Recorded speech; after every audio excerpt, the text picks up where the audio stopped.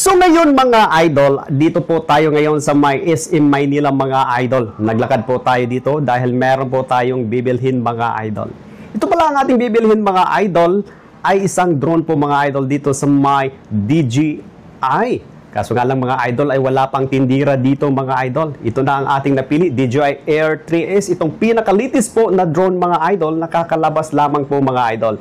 Kaso nga po mga idol, hinahanap ko dyan, wala pa pong presyo dyan. At ayan na mga idol, nag-order na po tayo at sinulat na ni Madam para panigurado maka-order tayo. So ito na po mga idol, ang ating napili na drone, DJI Air 3S po mga idol. I-check po natin mga idol, baka hindi na siya sold mga idol pero naka-sold pa po mga idol, kaya inikot-ikot natin. Napakaganda po mga idol. Ayan na, binuksan ng mga idol. Importante talaga kapag ikaw ay bibili, kailangan mong i-try, i-test po mga idol bago mo dalhin sa inyong tahanan. Panigurado na ito'y bagong-bago pa at gumagana at hindi pa po sira mga idol. O, ayan na mga idol, sinubukan na po ni Kuya. Ayan, binuksan na po at ito na po. Napakaganda po ang bag na ito mga idol. Sa bag pa lamang ay panalo ka na mga idol. Ito naman mga idol, binuksan na ang laman ng bag. Ayan yung manual mga idol. At ito naman ay ang profiler. Ayan po ang filter.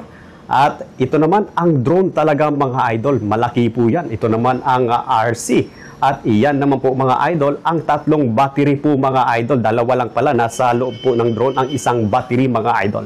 So ayan po ating makikita mga idol, napakaganda po ang drone na ito. Siyempre mga idol, subukan natin kung gumagana ba. Ayan, ni-connect na po ni Kuya ang connector or ang charger.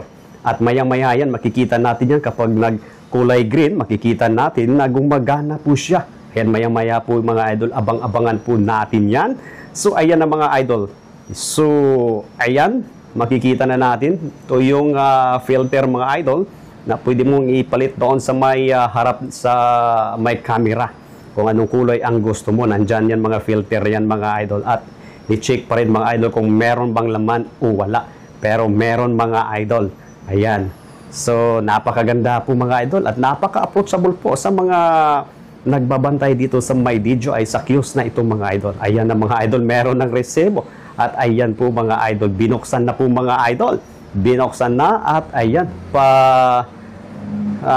palipad na po tayo. Dito po yan sa may kiosk mga idol, no? Dito natin i-try mga idol. Pwede para magpalipad dito. Ito naman ang RC niya ay gumagana po talaga. Kita yun, kulay green po yan. Ayan. So, importante pala mga idol, kapag meron kang DJI, meron kang account yan, kailangan mo. Ayan, lumipad na mga idol, sinubukan na po. Ayan na po mga idol, umikot-ikot na po siya dito sa loob sa may Cyberzone, dito lamang sa SM Maynila. Ayan, so ibig sabihin mga idol, ay maganda po ang drone na ito. Ayan, o, di ba? Condition po, maganda po ang kanyang paglipad mga idol. Napakaganda po talaga, umikot-ikot pa.